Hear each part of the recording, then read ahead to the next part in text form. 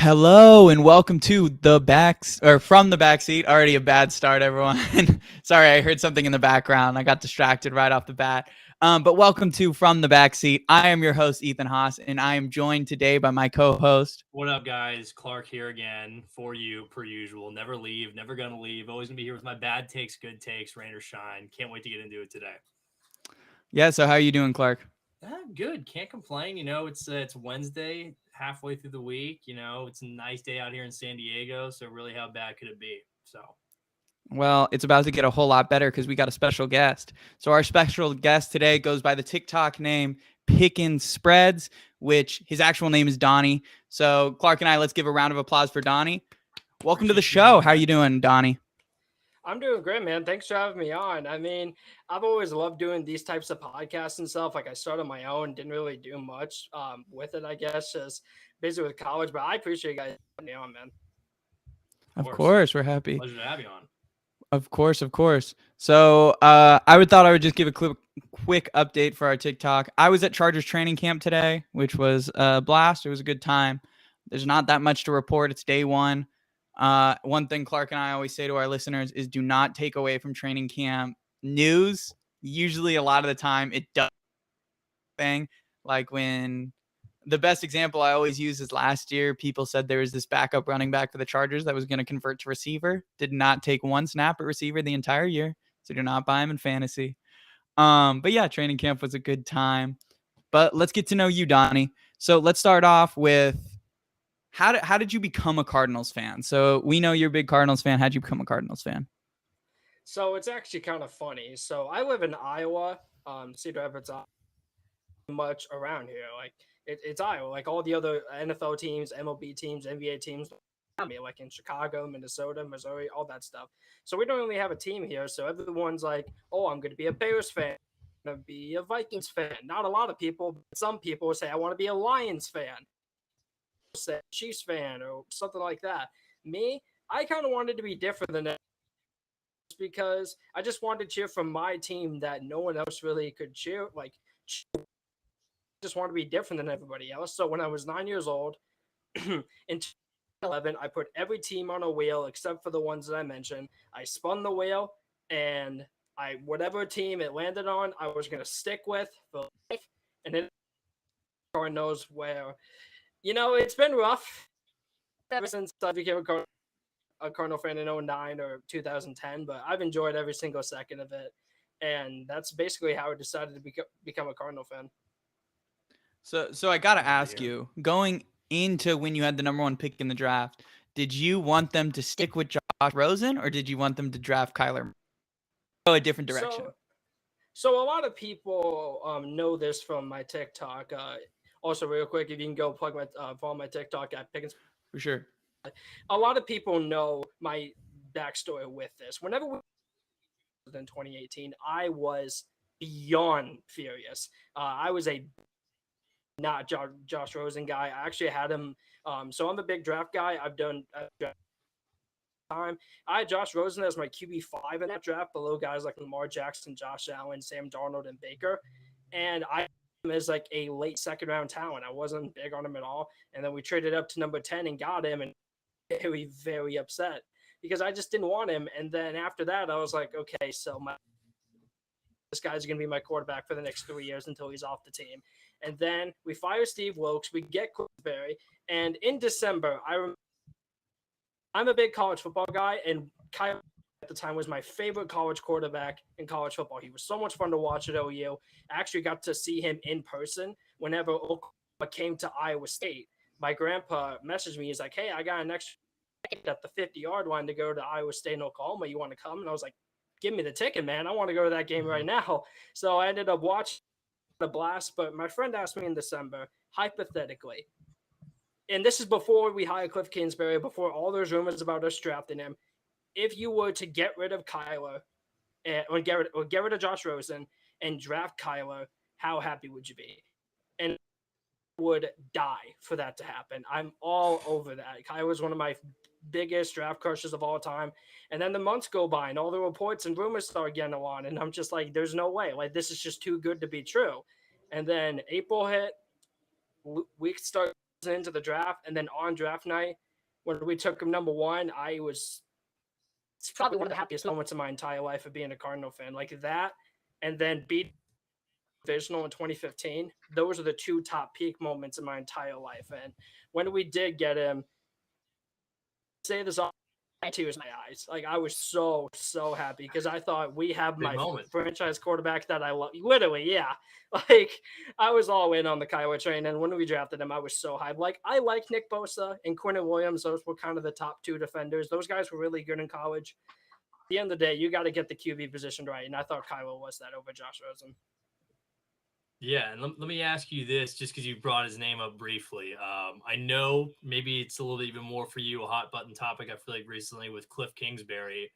What's your view on him? Do you think it's a long-term solution there in Arizona, or do you think he's kind of flaming out and this is a make or break year for him right now? So, is there a chance that he could be the long future? Yes. Is it a high chance? Absolutely not. Because the thing about Cliff, and I need to realize, a year for at least a 2-week span, Arizona has had the number 1 offense in the NFL. In 2020, when all we had is D-Hop, all we had was Kyler, Christian Kirk was kind of whatever, and what I love him, he's a Hall of Famer. He was 37. He's not really doing much at that time. With that and not great running backs, the Cardinals had the number 1 offense in the league for about 2 weeks, and that shocked me. But then every year, he starts to fall for Cliff. If it happens a 3rd time, I think he finally has to go. There's a lot of people saying in the playoffs, and I think that's definitely a possibility. It's the playoff. He's going to be gone, and I will not be upset about it. I won't be upset, but if he does take that jump, which he can, and he's shown flashes of brilliant coaching, the Niners when he didn't have Kyler, D-Hop, AJ Green, or Chase Edmonds. He didn't have any of those guys. He went into San Francisco, and with Colt McCoy, put up over 30 points. That is extremely impressive. So he has his moments, but it's just the consistency. So if he doesn't show consistency this year, I think he's got to go. Well, yeah, I mean, that's the thing I've always thought with Cliff. I don't know if it's because if you look at his first half as a coach, even back to Texas Tech, to his second half of seasons, he comes out like a world burner in that first half. And I don't know. I make the jokes myself. I don't know if he just uses everything he has in his bag that first half of the season and forgets, I have to game plan for the second half of the season, or what happens. But it is some sort of phenomenon that he's seemed to have gotten down packed as a head coach. It's wild to see kind of every year happen almost. Yeah, it's absurd. Like even in college, like with Patrick Mahomes, and I do think that's a bit over.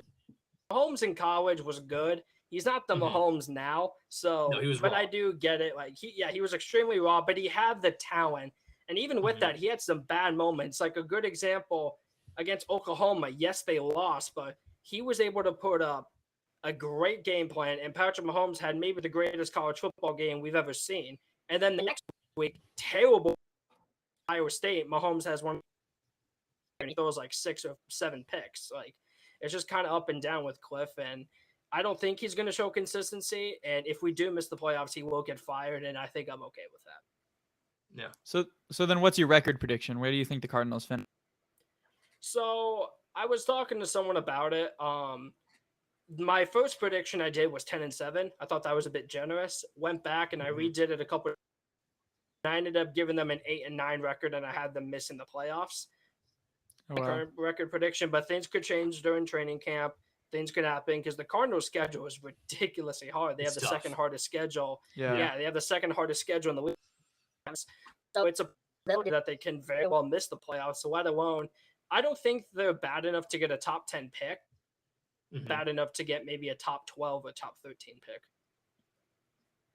Makes enough sense. And I was going to ask one thing too, really quick, before Ethan gets to his next thing. But obviously, the contract came out for Kyler the other day, and the everything everyone talked about, I feel like out of that was the stipulation about the mandatory 4 hours of study of film. That any concern to you as a big Cardinals fan? Is that anything you look at and you're like, red flag, or is it something more you just feel like, who big of a deal? So when I first saw it, I was like mad. I was like, come on, Kyler, really? But then the more I thought about it, I think the real question is, going into the future, what's bad about this? Because if anything, he's going to stick with his contract and he's going to continue to work off the field and off work, and he's going to do what his contract says. So for the what's the downside? I don't really see anything because the contract says he has to do those 4 hours of preparation per week. And if he doesn't, he won't get his money. Clearly, he wants his money. He was holding out or was going to hold out. So the question is, like, back then, yes, there was some like, come on, Kylo. But going into the future, like, he's going to do the extra preparation, which can only do good things. For sure. So before we continue on the interview, I want to take a second. And Donnie, I want to give you an opportunity to plug whatever you need to plug. So basically, if you guys could go follow my TikTok, that'd be awesome. At PicknSpreads, I'm gonna be posting a ton more content whenever I get to college within the next couple weeks. I'm going to be bringing back some of my older series where I talk about the spreads for each week. One of my favorite bets, one of my bets I'm trying to stay away from. I'm not a big fan. Talk to me about that. I've gotten last place the last 3 years in my division that I've been playing with some friends from college, so that's not fun at all. But yeah, follow me on Instagram, follow me on TikTok at PicknSpreads, also on YouTube.com/PicknSpreads. Follow them up, man.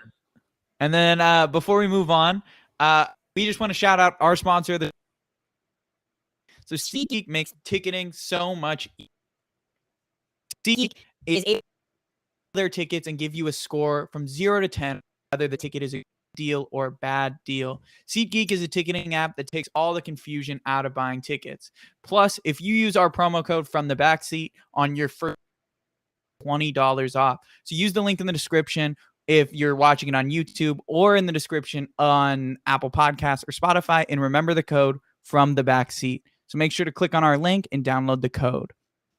So let's get further interview with Donnie. So Donnie, let's get into your TikTok journey a little bit. So what you're super proud of that just didn't hit, or just that you spent time on, that you felt like showed off your TikTok? Anything? That is a really good question. The one on the top of my head was probably, and this was a 5-minute long video. This was back maybe 2 months ago, something like that. It was post NFL draft. I wanted to give rankings for each NFL team, and I went over pick from day 1 and day 2, and not day 3, just day 1. Sorry, round 1, round 2, and round 3 for each NFL team. And I told them what I thought about it in one video. And I just thought everyone's going to love it. I put in so much time in it. I would say I put in a good about 9-10 hours into just that one video and that one day, because I got done with all my finals. So I had a large amount of time on me. It was the middle of May. So just sat down on my computer, wrote down notes for everything. Took a very long time, uploaded the video, 1,500 views in one day. And it was that moment where I was just, oh, it hurt, man. It really, really hurt. Because usually I'd average anywhere from 5,000 to 15,000 views a video. Yeah. And when I saw that, I was just heartbroken, because I was like, I spent so much time on it, and it just kind of fell flat. Which, I mean, it happens. Like, I still enjoyed making the video. Like, I just enjoy making videos so much that I'm okay if they fall flat every now and then. So then where did your TikTok journey begin? How did you get onto the platform? How'd you find it? So, we are TikTok account would have been week 2 of the NFL in 2020, the pandemic year. So I was on Instagram for the 2019 season and a little bit of the 2018 season. And what I do is I would put up post about picking what spreads for each game, my least favorite pick of the week, all that type of stuff. And I would also show my record. Fun fact, in 2019, I was actually 71% of my picks were correct. And in wow, the average in Vegas is like 66 or 67. I had 71%. It was mind blowing. I don't know how I did it. Good job. But yeah, it was an unreal year. But that's what I would mainly do. And then eventually, during the off season, I was scrolling through TikTok and I would see these accounts that also talked about sports. And I was like, you know what? I'll create a small TikTok account. I'm not really going to think much about it because I still want to stick with Instagram. I posted, if I remember correctly, it was my top 10 quarterbacks. And at that time, that was the good old days when we had Carson Wentz and Dak Prescott was like top 8. I had Carson Wentz top 5 at the time. Like that was back in the good old days. And then, yeah, that was a weird time, right? And then Josh Allen and being compared at the time, like that was just a weird time for all of us. But first video posted got 50K views, and then after that, I was like, something here, and I kept posting more and more videos, and then eventually, here I am, almost 2 years later with over 20K. Love to see it. Love to see that. And I just out of curiosity too, because you bring up the 71 win percent you said in 2019, just on because obviously the pick and spreads is the base of everything you founded on here. Is there one bet or parlay that you laid down that to this day you still think back on? You're like, man, that was a whale I reeled in. What a freaking call on my end. Ooh, yes. It was Dolphins and Dolphins, week 1 of 2019. I bet the over on the game points. I bet the Ravens to cover. I bet Lamar Jackson to have 4 touchdowns. And I bet Lamar to have know this game. And I bet Lamar to have over 300 total yards. Hit. I hit them all, and I made like $500 from that game. Atta boy, we'd love to see those, man. Those are ones that. I was all in. I was all in on the Ravens that year. I was all in on the Ravens. I was like, look at that O line, look at that defense. The only thing and he showed a lot of promise his rookie year. I'm gonna take the jump for it. Well, I mean, wasn't that the Good game Lord, that ended up being like? Wasn't that the game that ended up being like 52 to something? Like just they absolutely mauled. Yeah, it was like 59 to something, and like Lamar, he had a perfect passer rating of 158.3, and then that was the famous quote where he said, "Not bad for running back," and that's when everyone was like, "Wow, okay, Lamar Jackson's really, really good." Yeah, that's exactly. Hollywood Brown had 150, right? 150, 200. Yeah, Hollywood Brown went off that game. Yeah. Yeah, okay. Well, so let me ask you about your TikTok. What is your favorite hate comment you get? Like, something that you always get that makes you. So the most common thing for me is I have a speech disorder. I have sometimes trouble I've sometimes have trouble pronouncing my L's and my W's and my R's. Every now and then I've gotten a lot better, a lot younger. But that'd be my favorite. And then some people, there was one guy specifically, he said, "I'm never gonna go anywhere in life with this speech disorder." And the best part, why it's so funny, that same exact day, I got a job at a radio station for a AAA the Iowa Cubs, and I wouldn't be talking on it that much, but I'd be helping them out a lot, and every now and then I would talk on it. And it was that day where I got that job, and I still have a screenshot of that comment in my phone, and every now and then I just look at it and I just smile because it just makes me feel so good. That it's just because you. It makes me feel so much better about myself. That's awesome. Congratulations. Yeah, seriously, that's an awesome thing. You definitely get one of those frame it up when you make it big time and stuff like that. Looking back, whenever it takes people run the big house tour and be like, "Hey, that idiot right there was big wrong, man." So good for you. Appreciate it. That's great. Well, let's get into the show. So let's get into the main part of our show. And so where we're gonna start is with Clark and I's. I wouldn't say our most famous segment, but the one we probably do, start bench cut. So we actually took one of your takes. As you said, these 3 players are the top corner, and you didn't put them in an order, so we're going to make you. So we're going to do it up. Start bench cut. It's like a game, right? Yeah, okay, cool. Yeah, he's got it. All right. Start bench cut. Patrick Peterson, Richard Sherman, and Darrelle Revis. Ooh, I do agree. I think those are the top 3 cornerbacks of the 2010s. I mean, they were all so good, man. Revis, like, we know how good he was. One of the best zone corners we probably have ever seen. Richard Sherman, we all know how good he was. And Patrick Peterson, I'd argue, is one of the best man press corners of all time, where it's just like leave it on an island, no safety help. It's going to lock down everyone. If I had to rank them for start, bench, cut, as much as my Cardinal wants to say start Patrick Peterson, I can't, man. I got to go starting Revis. He was a top 5 corner of all time. Revis Island, we know how good that one year was. I believe it was 2008 or 7, where just locking people down left and right, and it was one of the greatest corner seasons of all time. And then bench, I think I have to go with Richard. That Legion of Boom was just unreal. That was one of the best defenses we've ever seen. And although I think Patrick Peterson is probably the best man press corner of maybe the entire 2010s, I think I am going to have to cut him for this one. Oh, wow. So Clark, what would you do? No, actually, I think Donnie's spot on with that. I think the analysis there is perfect. I know the season you're referring to back in 2009 when Revis Island, I think, was at its highest peak. He had like a kill list of dudes he was holding under like 50 yards. I remember as a Bengals fan, they played the Jets in the first round. I thought Chad, after seeing him one time already, he'd do a little bit better. Absolutely slaughterhouse. There's not a guy that you wanted your number one going against at any point. You didn't want to see him. And then I think, too, like you said, Richard Sherman, I think the moments that he had, the Legion of Boom team it would not have been it without him. He was a cornerstone and heart of that. And then I think, Patrick Peterson, I love too, but he would have to the guy I think I would definitely have to cut in this scenario as a man-to-man press corner.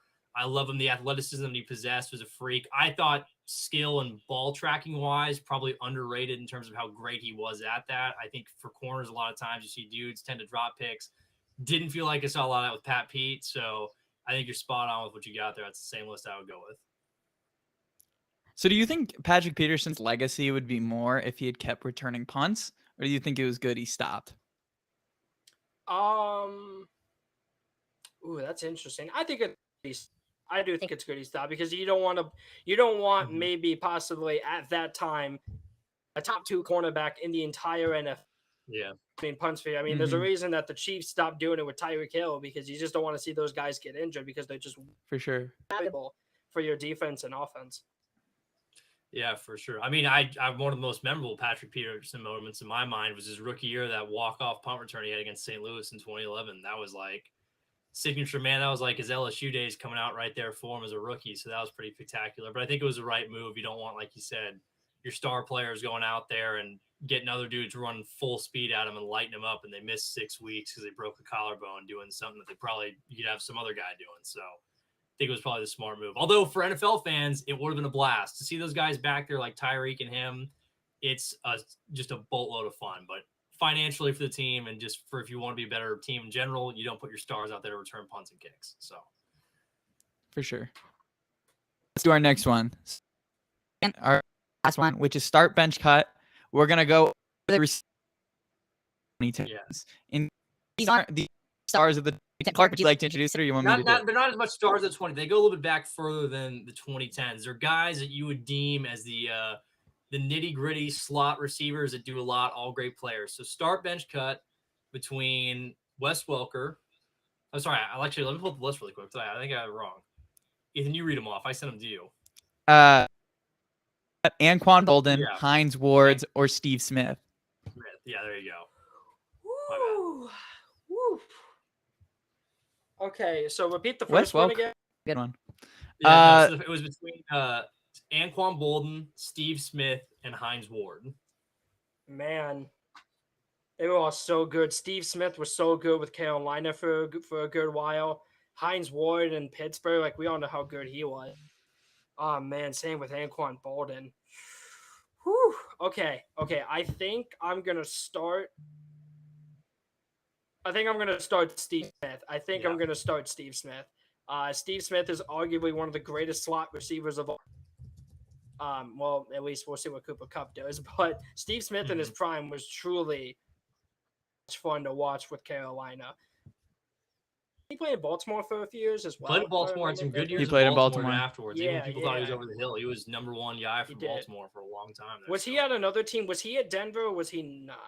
No, it was just Carolina and Baltimore. Okay, I thought so. I'm just making sure. I must be thinking of someone else. I think I'm gonna bench Hines. He was fantastic with Big Ben, man. He was fantastic with Big Ben. I think I might be wrong on that, but I just remember watching him in that Super Bowl game. He was good. And he was great for them. And then the last one, I think I'm going to have to cut Anquan Bolden. But God, those two, man. But I think Steve won. I think Steve Smith is number one. I think it's a good call on that. Yeah, I think it's a good call. Yeah, Totally. I would flip your bench and cut though. I would bench Anquan. I mean, just again, I'm a Hines Ward sucker, man. Like I'm a sucker for Hines Ward. He was so much fun to watch.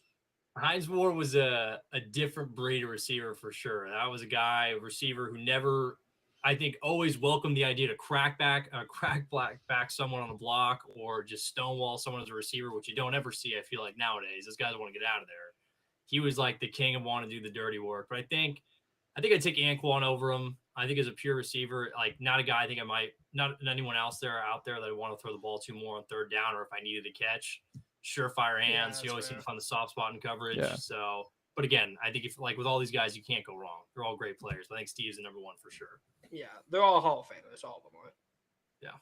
All right. So I use since Clark brought up Wes Welker on the fly. So start Wes Welker, Julian Edelman, or Tyler Lockett. Why are you throwing Tyler Lockett in there? I think it would be kind of slot receiver. I think it would be that exact order: Wes Welker, Julian Edelman, and Tyler Lockett. I think that's the order I would put. Really, you would bench Edelman over Lockett? I think Edelman in his prime was than Tyler Lockett because Tyler Lockett's never really been like a 12-ish wide receiver for like at least a year or two, where I know Edelman's never made the Pro Bowl. I don't care about the Pro Bowl that much. And listen, Edelman was never great. Edelman was never great in the regular season, but playoffs Edelman was truly very, very good. Very good. No, he was great. So that's why I think I would give him the upper edge over Tyler Lockett. Yeah, I mean, again, I think I just might switch it. Maybe I'm a sucker for Lockett a little bit more. I've liked him a lot. He does have this tend to phase where he goes like God mode for the first 3 weeks, and then does against the Cardinals, man, against Arizona, every time, man, every time. It is a specialty there. It does seem like he likes the whatever they cook up over there in Arizona. So, but yeah, it's close. I mean, that's a good one too to come up on the fly right there. But I think I just might switch Lockett and Edelman. Well, so I was originally thinking Cole Beasley, but then I was like, everyone's going to cut Cole Beasley out of those. Beasley immediately out of those three. No one's picking Cole Beasley. Yes. All right, let's move on to our next segment. So our next segment is we're going to talk about takes, which is 5 deep passers. So you put this out there. It was just in the middle of one of your take lists. And so your top 5 deep passers are Russell Wilson, Patrick Mahomes, Aaron Rodgers, Kyler Murray, and Josh Allen. Now, one of these quarterbacks, in my opinion, does not belong. So I want to have you defend it. Why on this list? So the reason why on this list is because every year of his career, according to PFF and Next Gen Stats, every year of his career, he's been ranked inside of the top 6 every single year. His rookie season, he was ranked as the 6th best deep ball in the NFL, and with his best deep threat being Damiere Byrd, which, as experience watching him, he's not very good. And then in 2020, he was ranked from Next Gen Stats and PFF. He was ranked 3rd for both of them. The thing about Kyler is that he may not be great throwing the deep pass over the middle of the field. Nobody in the NFL, and I mean nobody except maybe Russell Wilson, can hit those outside hash numbers. Like just hitting those outside numbers that are deep downfield. Nobody hits them better than Kyler except for maybe Russ. Because that's where they throw most of their footballs because they're just too short to read the middle of the field. So they usually have to rely on throwing towards the outside, and it works for them at a high level. And then last year, the reason why I put him in that top 5 officially, last year, he was number 1 deep ball passer in the NFL according to PFF, and he was the number 2 according to Next Gen Stats. And the main reason for that was because Kyler's, do you guys know the stat big time throw percentage? Yep. Throw percentage was number 1 in the NFL. And to say how large the gap is, the number 3, I forget who it is. I think it's Justin Herbert, but Justin Herbert had a 6% big time throw percentage. Number 2 was Rodgers with a 6%, really close, and everything else is close as well. Kyler's number 1 with a whopping 7.9%. That is 1.8% higher than Aaron Rodgers, who is number 2. That gap is very. I think for everyone listening, what big time throw percentage is, throws that are in tight spaces, deep passes as well, where they just are your most impressive throws when it matters the most. And that was the percentage of Kyler's throws, 7.9. So because of that, I think he is in that top 3, although he may not have the arm strength of an Aaron Rodgers, a Pat Mahomes, or Josh Allen. When it comes to just pure accuracy, I think there's only 3 guys, there's only 2 guys with more consistent deep ball accuracy than him, and I think that's Russell Wilson. So I want to ask you about 2 quarterbacks not on the list. And Clark, you could throw another name. So the 2 glaring names that I think probably belong are Justin Herbert and Matthew Stafford, which you left off the list. So can you explain, especially in my opinion, Herbert, I'm a Chargers fan, why did you leave those guys off the list? So Herbert, if you want to have Herbert over, so here's my top 5 in order. Do you want me to go through 1 through 5? Because I have a list of 1 through 5. For sure. Yeah, go ahead. My number one in the league I have is Russell Wilson. My number 2 I have is Aaron Rodgers. 3 I have Pat Mahomes. 4 I have Kyler, and 5 I have Josh Allen. The main I have Kyler Allen, although Allen definitely has more arm strength. There's no denying that. Kyler's just more consistent with his accuracy, and you can tell by most of the accuracy stats. Like Kyler is a more accurate quarterback than Josh Allen, but Josh Allen's a much better quarterback because his ceiling is much higher as well, and he has unreal arm strength, and I'd argue he's just as good of a playmaker. But when it comes to deep ball accuracy, I think Kyler's more accurate than Josh Allen he's more accurate enough to where the arm strength I can kind of look past. So if you want to have Justin Herbert over Josh Allen, completely get it. The main reason is because I want to see Justin Herbert have just one more year of being such a top-tier great deep ball passer, and then I'll be able to put him into that top 5. And then for Matthew Stafford, the main reason Matthew Stafford. Okay, so here's the thing about Matthew Stafford. Matthew Stafford had 9 deep ball passing touchdowns. He also had 9 deep ball interceptions, and his completion percent was not great. Matthew Stafford's deep ball is really hit or miss, and I can name a couple plays. That deep ball pass against Tom Brady and the Bucs, where got them the game-winning drive against Tampa in the divisional, perfect throw, absolutely. But then you look at another play like against the 49ers. Remember, he passed that he underthrew by a solid 5-10 yards, and it was almost picked up by Trubisky Tart. Yep, for sure. He hit or miss with that a lot. Really hit or miss. Like the highs are high, but he is really inconsistent with that accuracy, which is why I think he's probably not as good as those top 5 and Herbert as well. I think it's a very fair explanation. So we have one question from the chat I'm going to ask you really fast and just Jack. So this is coming from friends of the show, Sports Talk. Be more new Cliff, and then I'll add on my own take. You'd see that deep ball really elevate, like because the stats show that he's great with his deep part of the field. Do we think we'd see that evolve? I think you need to find the right coach, though. You need to find the right offensive coach because Kyler can only fit in so many schemes because of his height. Same with Russell Wilson.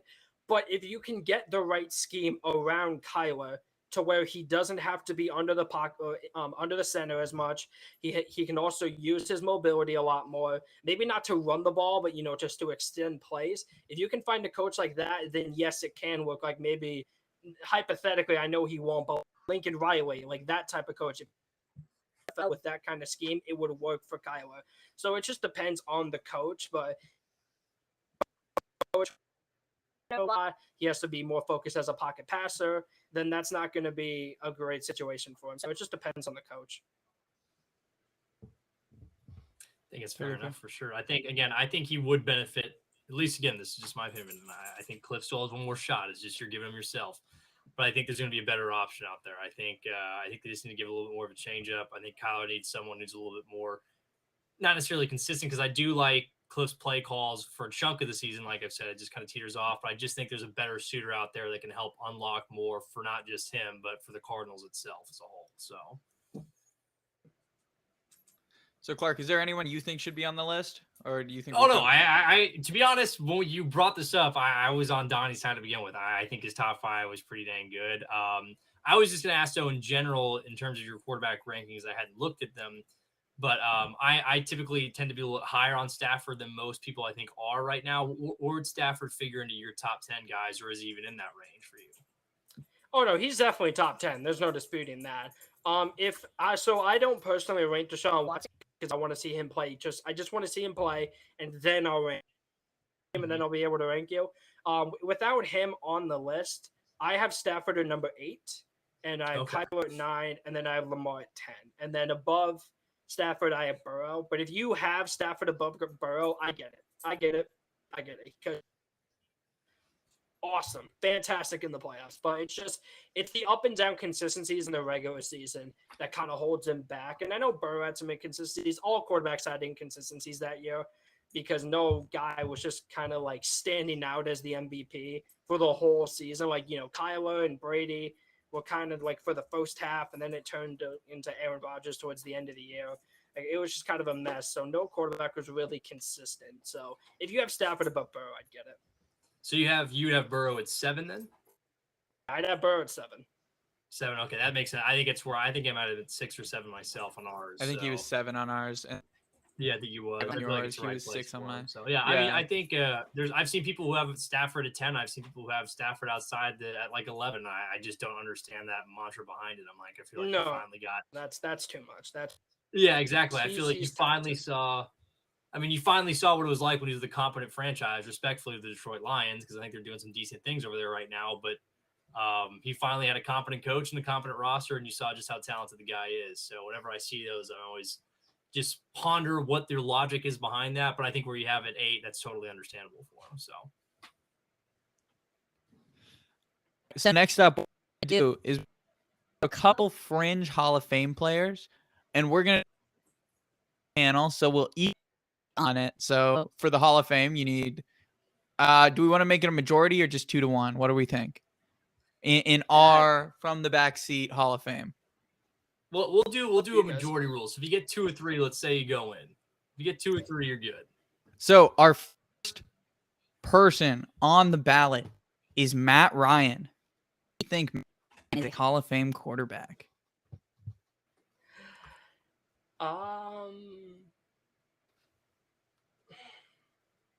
I don't know. I'm gonna go ahead and say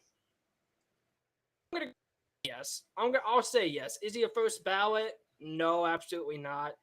Is he a Hall of Famer? He'll make it in eventually. Mm-hmm. Okay, Clark, what do you think?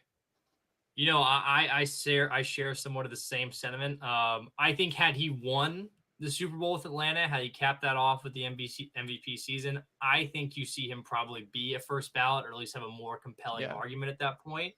However, he didn't. It's now one of the biggest, if not the biggest collapses. Yeah, I think it would be the biggest collapse ever in Super Bowl history. No debate really around that. I think he is a Hall of Famer, though. I think it's one of those cases where you just have to maybe wait, a year or 2, maybe 3. But I think the numbers wise is there. He has an MVP on his side. He's had a really, I think in terms of things, a great career, as you would call it. He was very productive. So I would give him a go ahead. Yeah, I'd say he would be. I'm in the same way. So he's in the Hall of Fame for us. So he's a Hall of Fame player. Just not a first ballot. Not a first ballot. Yeah, I don't either. But I mean, he's had 2 elite seasons where he showed he's a top 5 quarterback in 2018. Won an MVP. Was maybe the most dominant player.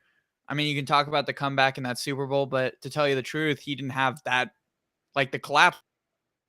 It was just the coach kind of filled around him. Well, yeah, I mean, I always think back to that Super Bowl. I think if the Falcons had won that game, people probably talk about that throw and catch that him and Julio Jones connected for that ended up being for nothing in that.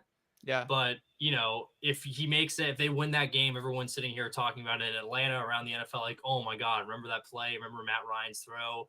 As kind of another signature moment for him to stick in there, but didn't roll that way because Tom Brady just decided to rip the heart out. Tom Brady decided to become the GOAT after that game. Yeah, so if it was already any debate then, he put it away then. So, all right. So next up before our panel is Jimmy Graham. Is Jimmy Graham, the tight end, a Hall of Fame player? Ethan, I'll let you go first. Ethan, you go first on this one. You go first. For me, he's not. Hall of Fame. I mean, his peak was really high in New Orleans, but I get that he has to make it work, but I just don't think he was an elite player in his career, and then once he left New Orleans, his career absolutely tanked. He was never that good in Seattle, wasn't really relevant in Green Bay. Numbers, but just his volume stats are just, I mean, 8,000 yards in his career, 85 touchdowns. Those are all great. But to me, I think you just got to be better for longer, especially with the state of the tight end position in the Hall right now. This one's tough for me. I think I'm going to go ahead and say no. He made a first team, made a second team All-Pro once, and that's it. I think I need to see a little bit more. It's not going to happen. So I think I'm going to agree with Ethan. I'm going to say no. I don't think he is. Yeah, you know, this one was a toss-up for me for sure, because I think if you look at volume stats, you have a compelling argument that you can conceivably make in some sense. However, I think when people will look back at Jimmy Graham, it's to Ethan, your point, the peak was incredibly high. When Jimmy Graham was at the top of his game and healthy, I don't know. He was probably one of those dominant players in the NFL just off of his physical presence, what he could do in the red zone, and even did a pretty dang good job of extending the field as well, too, down the middle with the seam. However, your peak has to be longer than Jimmy Graham's was. I think really, as you said, Chicago, Green Bay, Seattle, all those stops in there have formulated in just injuries and unfortunately nothing really to write home about. So I think Jimmy would be a guy that I think may come close, but I don't think he'll ever find the Hall. He'd be like one of those guys you'd say, you know what, Hall of very good player, productive overall career, just not a Hall of Fame guy. Yeah, I agree. All right. So I'm going to jump around our list next. So you go first. You give your reaction first. Cameron Jordan. Is he a Hall of Fame player?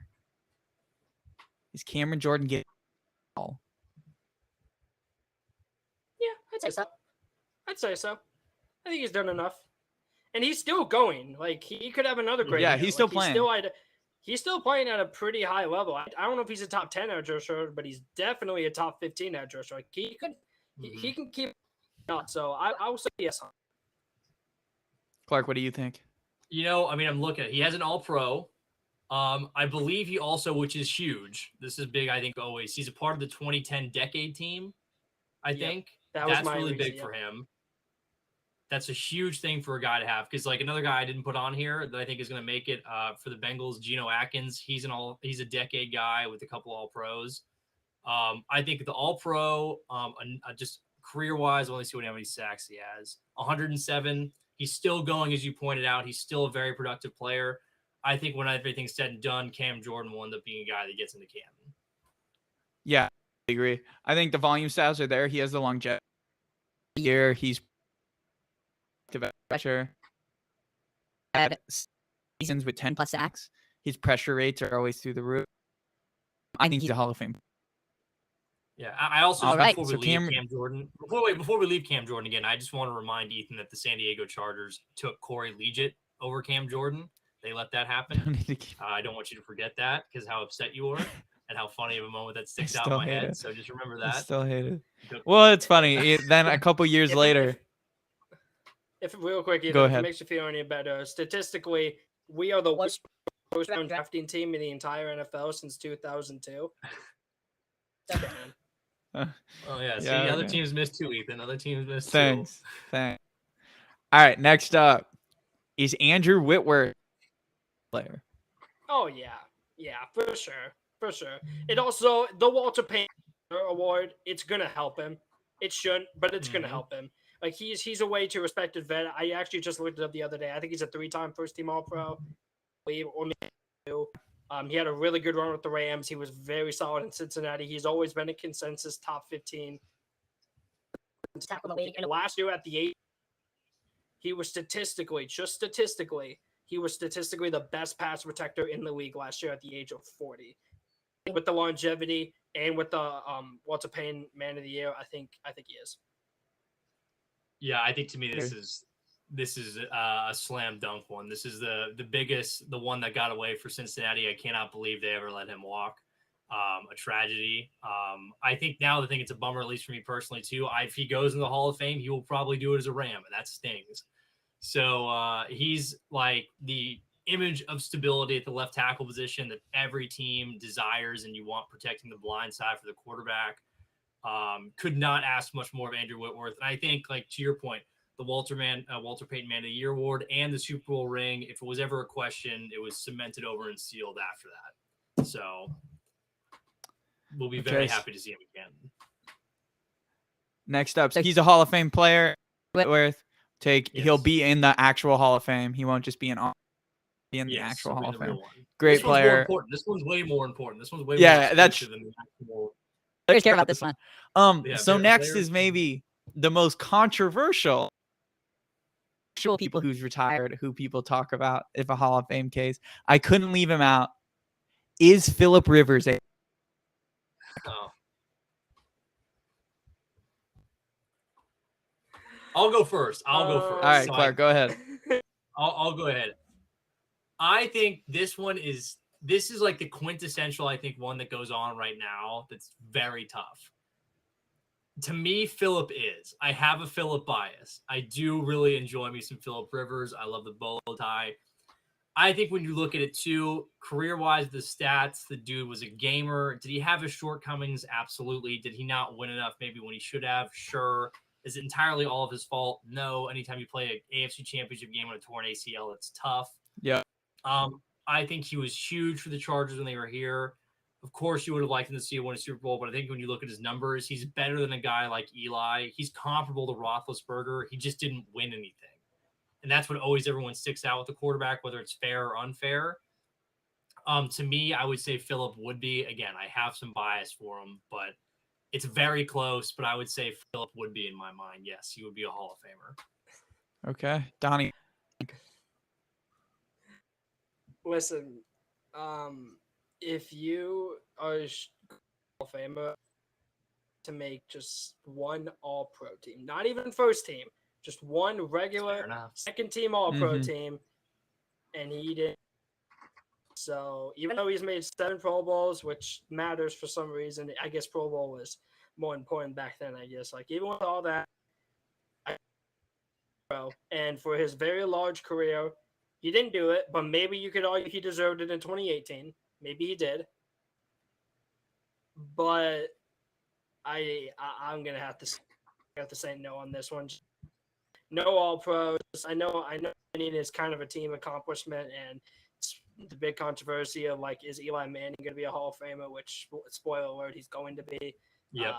Is River a more player than Eli? Did he have better numbers? But if we're talking about, like, is he actually going to develop? My answer is no, just because of the All-Pro. I think it's fair enough. And the only thing I will say with All-Pro, at least for his, and I don't think anyone would make this argument necessarily, because you still got to be good to be an All-Pro guy, but it was a very stacked room that he was going to be in there with Breeze, with Manning, with Brady, all those guys constantly popping up. Tough crowd to be around, but I get what you're saying. Got to kind of have that All-Pro in there to cement things over and leave no questions. Yeah. For sure. For me, he's a Hall of Famer, and the reason he's a Hall of Famer is because of his longevity. I mean, obviously, I'm a Chargers fan, but I think when you play 240 games in a row, there's something to that. When you were playing 16 games, you play on a torn ACL. Yes, he never won an All-Pro. Yes, he never won an MVP.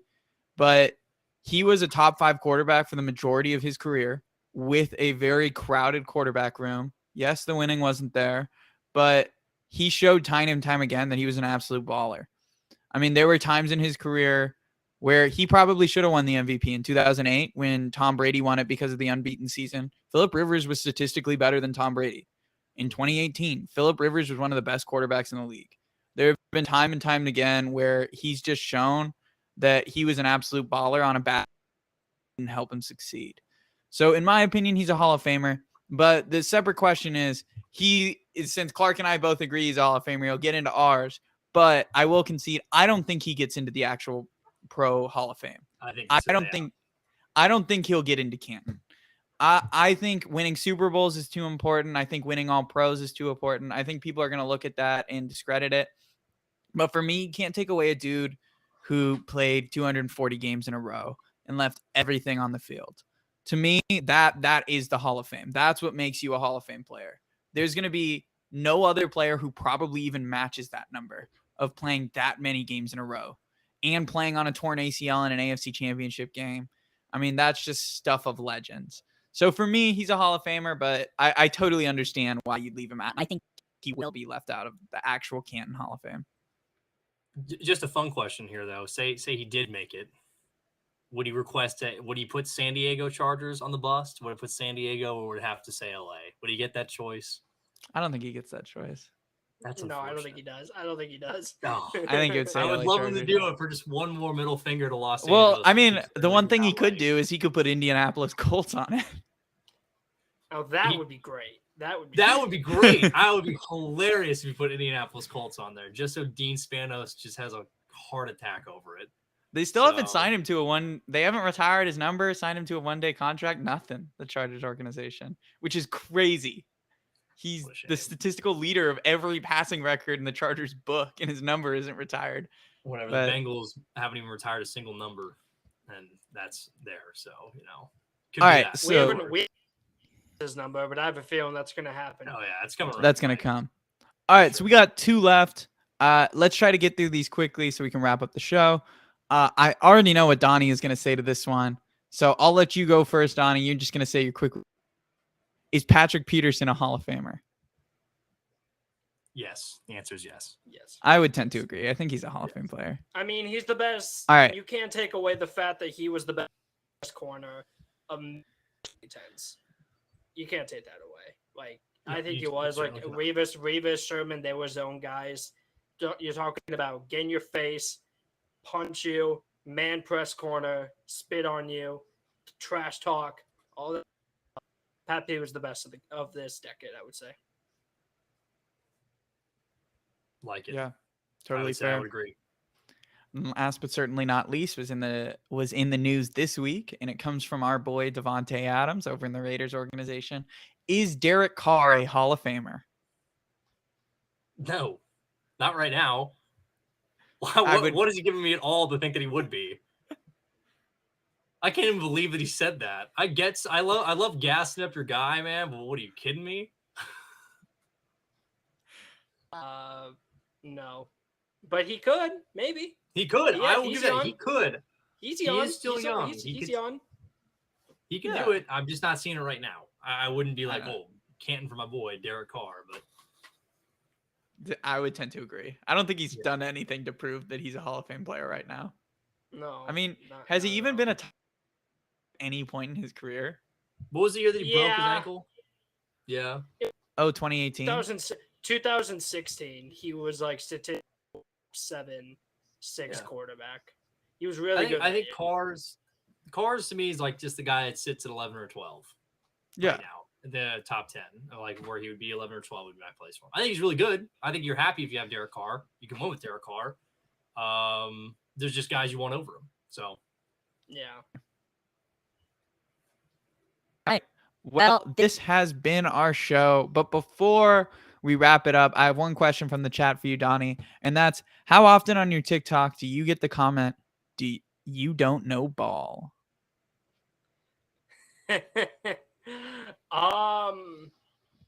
Just that specific question or different types of that question? Or like how many?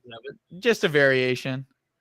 I would say anywhere from 10 to 30 times a day. Anywhere to 30 times a day. Wow. Sounds about right. Sounds about right. Yeah. Well, Donnie, make sure you can plug all your. So, Donnie, where can they? Follow me on TikTok at PicknSpreads. Follow me on Instagram as well at PicknSpreads. I'm more with talking to actual people instead of arguing with people. Just talking to people back and forth. I'm more active on Instagram. I open up Instagram DMs all the time. I love talking to people like that. Follow me on YouTube as well. I'm thinking about starting a YouTube channel. I've gotten a lot better with editing recently. So once I get back to follow me on all those, and I'd appreciate it. Help me to get 30K before the end of the season. Get that man a 30K. Let's do it. Let's get that man 30K. And then for us, make sure to leave a 5-star rating on the podcast on wherever you're listening, whether that's Apple Podcasts. And then make sure to follow us on TikTok, on Instagram, on Twitter, wherever you digest our content. We're the most active, so if you ever want to place, I'm going live more often, so make sure to interact. This has been our Thank you, Donnie, for coming on. It was an absolute blast to have you come on to our show. Love to hear the inside too. Got your numbers down pat, man. Yeah, congratulations. Oh yeah. I appreciate you having me on, guys. I hope PFF hires that you could be. They would be lucky to have you, and it's an awesome getting on radio show, being able to show your commenters. Oh yeah, it was the best. It was one of the best feelings I've ever had. For sure. Well, thank you from the backseat. This has been our honor. Have